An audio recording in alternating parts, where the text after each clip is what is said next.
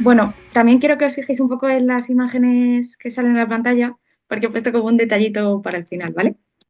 Voy a hablar de sexualidad y salud mental. En concreto me voy a centrar en algunos diagnósticos de salud mental que, aunque no soy muy propartidaria de definir por diagnósticos en salud mental, sino por cómo le afecta esa enfermedad o esos síntomas a su vida diaria, pero bueno, por hacer un poco de definición.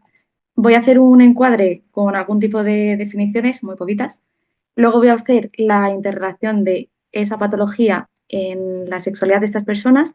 Voy a hablar más concretamente del estigma que hay con estas personas y más concreto en relación con la sexualidad y unas conclusiones finales.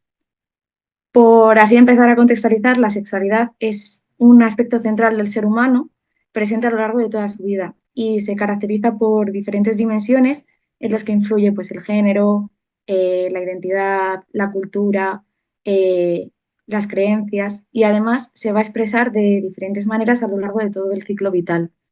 Pero esta sexualidad no es un hecho aislado, sino que va a estar influida por interacciones de factores biológicos, psicológicos, sociales, es decir, todo el contexto que influye, que afecta a la persona, va a influir también en su sexualidad. La salud es definida por la OMS como el estado completo de bienestar físico y mental y social, y entonces la salud sexual es lo mismo, pero en relación con la sexualidad. Por ello, necesitamos de un enfoque positivo y respetuoso de esta sexualidad, así como una posibilidad de que se puedan desarrollar experiencias sexuales placenteras, seguras, libres de coacción, discriminación y cualquier tipo de violencia. Para conseguir el máximo desarrollo de salud sexual es preciso tener muy presentes los derechos sexuales y reproductivos, que si bien pues deberían estar presentes a lo largo de toda la vida de todas las personas, no siempre será así y en el caso de las personas con un diagnóstico de salud mental hay algunas que vulneramos y pasamos por alto bastante a menudo. ¿Y qué es esto de enfermedad mental? Voy a definir en concreto la enfermedad mental grave, que es como la que más estigma viene asociado y aunque no hay una definición clara, la que he encontrado como más consenso sería alteraciones clínicamente significativas de la cognición, de la regulación de emociones o del comportamiento del individuo. Esto va a variar en función de los países, de la región o incluso dentro de España hay diferentes consensos, pero como características clave sería que debe de haber un diagnóstico clínico o bien por la clasificación del DSM-5 o del CIE-11 tiene que haber una cronicidad, es decir, tiene que durar por lo menos 2 años o tener un deterioro progresivo y además debe tener presente una discapacidad, es decir, que afecte en cierto modo al funcionamiento global con la sociedad actual. ¿Cuáles son las enfermedades mentales como que se nos vienen a la cabeza cuando hablamos de enfermedad mental grave? Pues todas estas van a influir su diagnóstico en la sexualidad. Además, o sea, no solamente por el propio diagnóstico, sino por la fisiopatología y también por la vivencia que hacen las personas de este propio diagnóstico. Además, el tratamiento que viene asociado, pues también puede influir bastante en la sexualidad. El entorno donde se desarrolla esa persona, pues dependiendo si su red social proporciona un apoyo o al contrario supone unas barreras limitantes, pues todo eso va a provocar que viva la sexualidad de una forma o de otra. Y además, en todo esto, pues va a influir el estigma o la estigmatización que hace la sociedad de estas personas y de la sexualidad de estas personas. Volviendo un poco a los diagnósticos, cuando pensamos en una persona con diagnóstico de trastorno mental grave, se nos viene como tres grandes grupos, que sería el trastorno bipolar, el TLP o trastorno límite de la personalidad y la psicosis o esquizofrenia. En el trastorno bipolar se caracteriza por tener dos fases como muy marcadas, una fase de manía en la que todo está en expansión y alternado con situaciones de depresión. ¿Qué pasa en la fase de manía? Pues que puede haber un aumento de ese deseo sexual y se pueden asociar con conductas de riesgo por el hecho de que se tenga una baja percepción del riesgo y de lo que está sucediendo. También en esta fase de expansión puede haber un deterioro de la atención y esto va a provocar pues, que las señales sexuales se mezclen con las señales del cerebro y de la propia ansiedad que provoca y se dificulte la excitación central. Además, ¿qué pasa con esto? Pues que si se mezcla que por un lado tenemos un deseo expansivo y por otro lado con la depresión tenemos un deseo inhibido, puede causar una disfunción sexual en esta persona Y esta disfunción puede estar presente aun cuando la enfermedad está estable, es decir, cuando se ha logrado como una especie de equilibrio donde aunque presente esta alternancia de episodios, no sea incapacitante para la vida de esta persona. ¿Y qué pasa con estas disfunciones? Pues que pueden alterar el estado de ánimo y si la persona ya estaba como en una especie de equilibrio, puede aumentar el riesgo de recaídas, o sea, actuaría un poco como una especie de espiral. ¿Qué pasa en el trastorno límite de la personalidad? Pues hay una inestabilidad emocional, las relaciones interpersonales pueden estar un poco alteradas, la autoimagen puede estar distorsionada y se pueden generar condiciones de impulsividad. Entonces, ¿qué puede provocar? Pues que lleve a conductas sexuales de riesgo y puede tener una relación con historiales de abuso sexual por el hecho de predisponerte a conductas que a lo mejor no querrías hacer de forma libre, que evidentemente no es culpa de esta persona, sino de la otra que abusa, pero que puede haber esta relación. Y aunque los estudios como centraban mucho en el riesgo que podían correr estas personas, sí que se ha visto que hay otros estudios que demuestran que podrían ser un efecto positivo para la salud sexual, es decir, que podrían tener una vivencia más positiva de la sexualidad. Y por último, la psicosis pues, se caracteriza por una fase aguda y psicótica, donde también está aumentado el deseo sexual, pero que sumado a la expresión de la sintomatología como una falta de motivación, un deterioro de la expresión de emociones, además también depende de cuándo se ha diagnosticado esto, si se ha diagnosticado en edades tempranas, puede afectar en cómo se está desarrollando la identidad de esta persona, porque, como diré posteriormente en cuanto al estigma, su vivencia va a estar condicionada siempre por el diagnóstico y por las ideas que se meten del propio diagnóstico. Además, en la esquizofrenia, aunque ellos sí que han manifestado en muchas entrevistas que sí que tienen deseos de tener relaciones con otras personas o vivenciar el amor, pues hay una dificultad de las relaciones interpersonales por el hecho de manifestar tus propias emociones y de cómo recibes las emociones del resto. Encima, si lo asociamos a que históricamente estas personas se les ha tendido a internalizar, institucionalizar, pues hacemos que genere un propio autoestigma y un aislamiento que va a condicionar también esas relaciones. Y luego lo que pongo aquí de hiperprolactinemia e hipogonadismo, eh, quiere decir que hay un aumento de la prolactina. La prolactina es una hormona que va a condicionar también el deseo sexual y puede disminuir este deseo. Se ha visto que con el tratamiento que se le da a estas personas puede haber una hipergalactorrea, puede haber ginecomastia, es decir, dolor en las mamas, y, y eso va a condicionar su respuesta sexual. Sin embargo, hay otros estudios que han dicho que a lo mejor no es por el tratamiento, y que puede ser por el propio diagnóstico, porque se ha visto que en personas que no habían iniciado el tratamiento también tenían elevados los niveles de prolactina. Y luego, estos diagnósticos no son tantos de enfermedad mental grave, pero sí que influyen mucho en la sexualidad de las personas. Un estado de depresión en el que haya un bajo estado de ánimo y motivación va a afectar negativamente a la respuesta sexual. Además, el tratamiento de la depresión, los antidepresivos, también van a condicionar esta respuesta sexual. Y si la respuesta sexual está un poco inhibida o deteriorada, también se pueden provocar alteraciones del estado de ánimo. Entonces es un poco como el huevo y la gallina. ¿Qué va primero? ¿Que los antidepresivos causan esa disfunción en la respuesta sexual o la disfunción en la respuesta sexual altera las condiciones de ánimo? Habría que plantearse eso. La ansiedad a lo mejor es como más conocida y ahora se habla muchísimo más de ella, que se caracterizaría por un exceso de pensamiento preocupante y temeroso ante situaciones aparentemente inocuas. ¿Qué pasa con estas personas? Pues que hay una distraibilidad marcada, influyen un montón de pensamientos intrusivos que van a descargar señales simpáticas, es decir, una sensación de estado de huida o de alerta, que va a competir con los estímulos sexuales. Entonces va a impedir el disfrute sexual. Y por último, el trastorno de la conducta alimentaria se caracteriza por una insatisfacción de la imagen corporal y puede haber una disregulación emocional, que en este tipo de personas va a haber alterado el deseo, puede haber deseos, satisfacción, problemas para el orgasmo o incluso dolor durante las relaciones. Entonces, la terapia debería ir enfocada a aceptación corporal, aumento de la confianza interpersonal, capacidad para experimentar placer y la recuperación hormonal. ¿Y el entorno cómo va a influir en estas personas? Pues en primer lugar, sus relaciones cercanas, si son relaciones de calidad que le permita a esta persona expresarse libremente sexualmente, si es un apoyo y no supone un obstáculo, y que les permite adoptar un rol adulto normalizado, donde cada persona sea independiente y sea autónoma para tomar sus propias decisiones en cuanto a la sexualidad, siempre con una educación adecuada, pues va a mejorar su calidad de vida.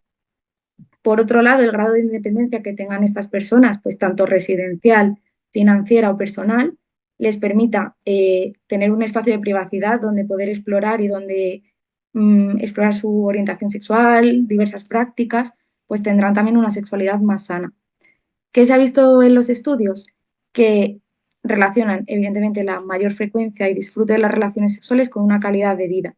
¿Qué pasa con este tipo de estudios? Que está un poco sesgado por género, porque siempre se han hecho en dispositivos comunitarios donde se pretende que la persona pues, se adapte o pueda tener un comportamiento más normalizado y estos dispositivos hay una sobrerepresentación masculina. Entonces la visión de las mujeres en este tipo de estudios está un poco baja.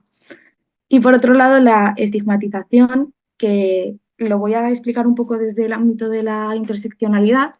En este tipo de mujeres, me voy a centrar sobre todo en mujeres porque es donde faltan estudios, tendríamos unos ejes de opresión en el que por un lado tenemos el género, por otro lado tenemos la enfermedad mental, por otro lado tenemos que la enfermedad mental puede condicionar el acceso al estudio y por tanto a la clase trabajadora, o sea que ya tendríamos cuatro ejes. Y si ya lo mezclamos con otro tipo de ejes de opresión, como por ejemplo que sean racializadas, que tengan, no sean hetero, pues se van a sumar un montón de factores que van a condicionar bastante el estigma a las que se les somete. Este estigma también está muy basado en el discurso biomédico, en el cual se imponen límites y se establecen las posibilidades que puede tener o no en función de su cuerpo, de placer y reproducción. A estas personas generalmente se puede tender a incapacitarlas, se les infantiliza y se les sobreprotege, es decir, no se les da autonomía para que puedan ser ellas las que tomen sus propias decisiones.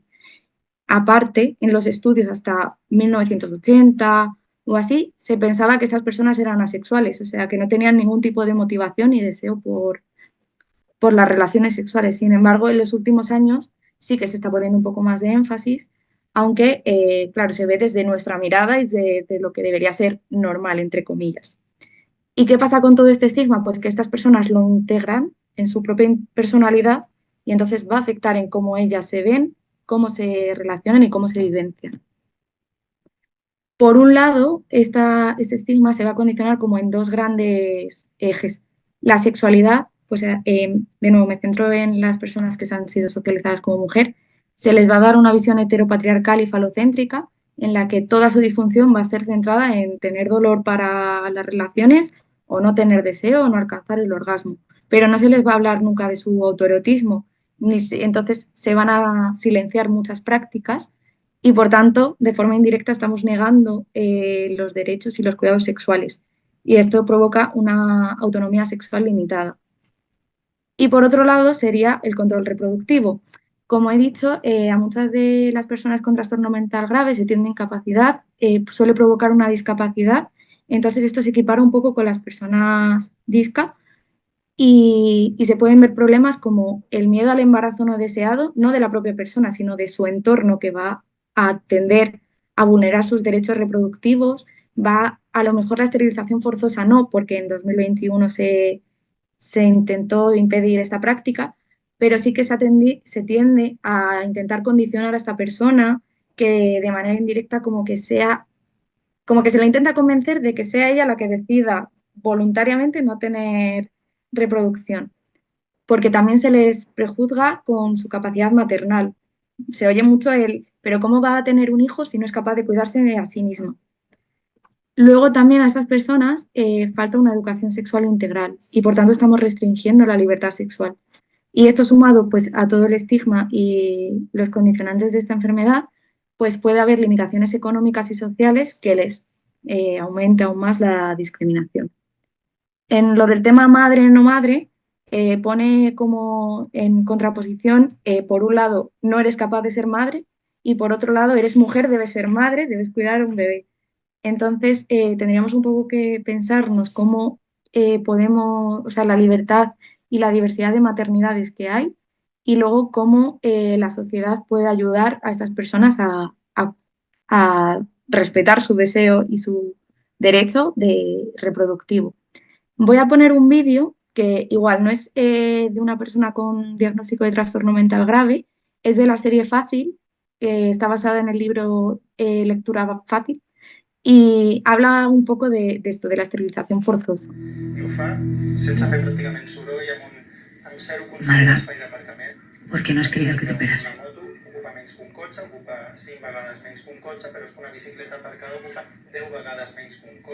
Es que en el juicio dijiste que sí, es que no está bien ir cambiando de opinión. Además, es una operación para no quedarse embarazada, es una intervención muy sencilla, no te va a pasar nada. El que hem de fer és unes voreres dignes com a qualsevol ciutat europea i jo crec que podem estar tots d'acord en reduir... Marga, es que si no nos cuentas qué te pasa, no te podemos ayudar. ...necessites que tenen els vehicles motoritzats, bàsicament en calçades... No. ...dissenyar voreres en ciutats i calçades diferents. Marga, es mejor que colabores. Entre motos i bicicletes, que com diu el Ricard, no escoltarem també, que és el factor de la mobilitat activa. No creo que me cosa un coño. Es que esto no es así, no te van a coser nada. Pero... algo tenemos que hacer con tu problema. Marga es un problema para vosotras porque no es como vosotras queréis que sea. Eso no es verdad. La queréis adaptar a vuestro sistema de mierda en lugar de dejarla ser como realmente es. Me cago en vuestro exhibicionismo de la superación, que lo único que hace es vernos siempre como inferiores. No, eso no es así. La habéis convencido para dejarla estéril, para que su estirpe desaparezca, para erradicarla, para que sus hijos no os cuesten dinero, no os hagan pasar vergüenza. No, Panotti, me parece la de la noticia.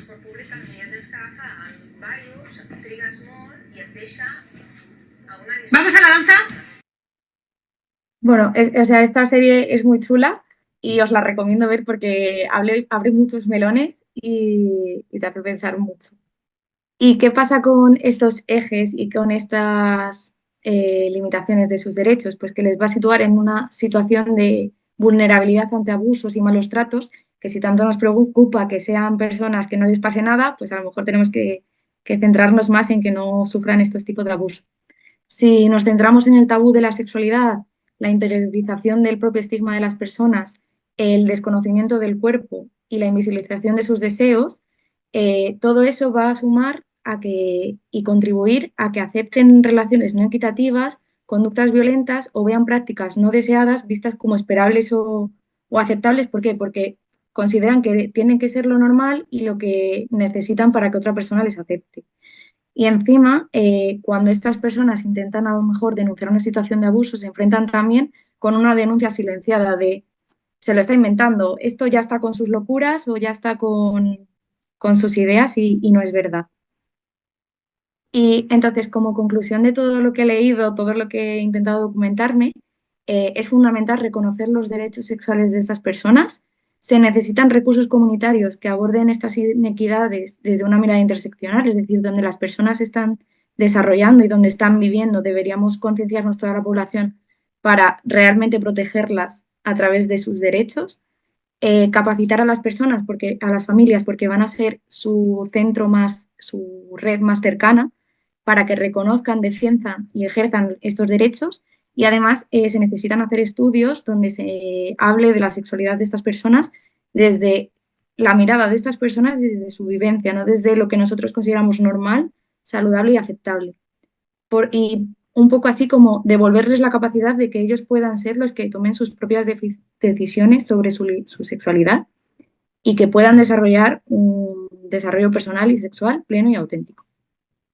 Y como decía, pues un poco para terminar, pues cambiar esa visión de aislamiento, soledad, de personas con un trastorno de salud mental, que pues pueden ser libres, pueden disfrutar de su vida y tenemos que respetar eso.